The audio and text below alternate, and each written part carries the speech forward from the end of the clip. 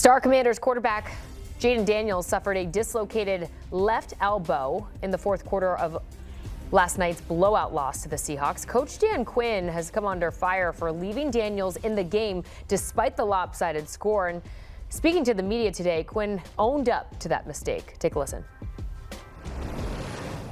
I know many of you have been asking about the thought process of Jayden being in the game in that situation. I get that. I've been thinking about it honestly nonstop too. And, for me, the answer is, man, I missed it.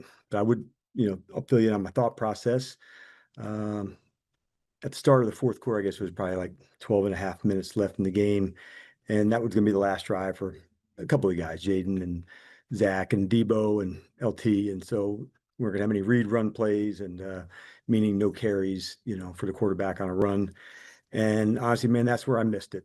Of course, he could scramble. It's Jayden. It's what he's special at. And that is 100% that's on me. And I also said last night in the presser to our fans that, man, did we miss our mark as a team.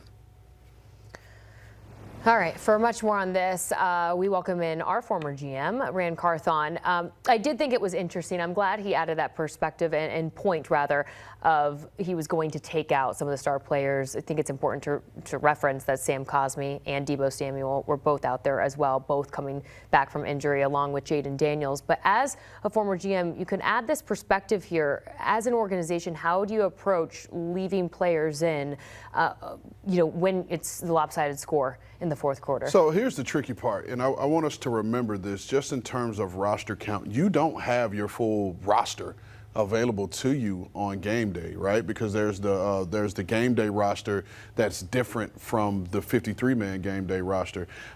So from that standpoint, obviously you want to protect your players, and at a certain point when you know that the game is out of reach, you want to get your guys out that you want to be able to count on. Now, that's from the GM perspective. I want to put on my former player hat here. Yeah. There's no coach that I would say loves, respects, and cares about his players more than Dan Quinn. Yeah. And so I don't think this was something where he put his team in harm's way or he put Jayden in harm's way. I think this was, listen, let me back up here. Mm-hmm. I respect the fact that Dan Quinn came out and took ownership of it. And I don't think it's necessarily all on him. And a point that Leger Douzable made this morning on the Morning Buzz, if you look at that play, and Dan Quinn said it, that's a read option play where you give the handoff. And if you look at that play, it should have been a handoff because you got the pressure off the edge. It shouldn't have been a situation in which Jayden ran. Right. And I'm not putting the blame on Jayden, yeah, but that's a situation that could have been avoided at that point of the football game. And so for me, Dan Quinn coming out taking ownership, that is what leadership looks like. That is what the leader of men, a leader of a franchise, leader of a football team looks like. Because in that situation, he could have said a bunch of other things as to why Jayden was in the game, but he took ownership of that moment. So I have nothing but the utmost respect for Dan Quinn. It's tough because I think you nailed it right there, and just him being a leader and taking ownership, something that this franchise hasn't had in so many years, right? But it does feel like it's a damned if you do, damned if you don't kind of situation right now, because yes, he didn't put his player in harm's way, but you also have to know your quarterback. This is Jayden Daniels. You know he's going to go out there and try and make a play, right? So how do they manage this going forward? That's one of those situations where just like you're in the huddle or you're on the headset and you tell your running back, like, hey, don't score.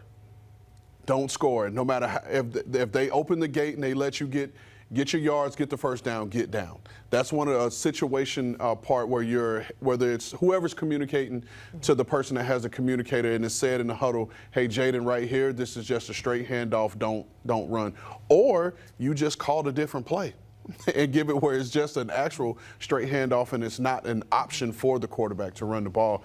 But this is something that this organization is going to learn from. And unfortunately, Jayden's not going to be available for him for the foreseeable future. Yeah, just a heartbreaking night, really, in front of their home crowd. You got Luke McCaffrey now dealing with an injury, his collarbone. We also can confirm that cornerback Marshawn Lattimore is out. He is dealing with a torn ACL that he suffered last night. The Commanders came into this year the oldest roster in the NFL. Right now, playoffs seem very unlikely. Is it a priority now moving forward for them to get younger? Well, you want to get your draft picks in. You want to get your younger guys that you have some excitement about. You want to give them the opportunity to get some gameplay and start their development process. This isn't something new for GM Adam Peters.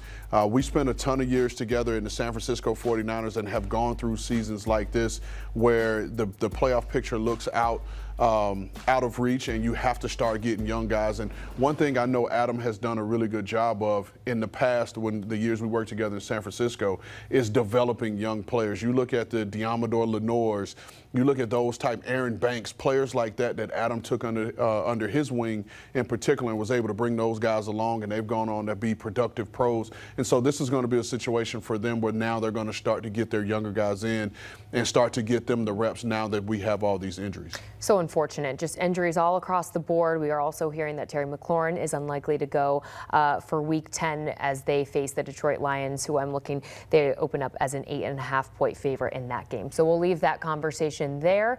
We'll continue to bring you any updates on the Commanders front here on HQ.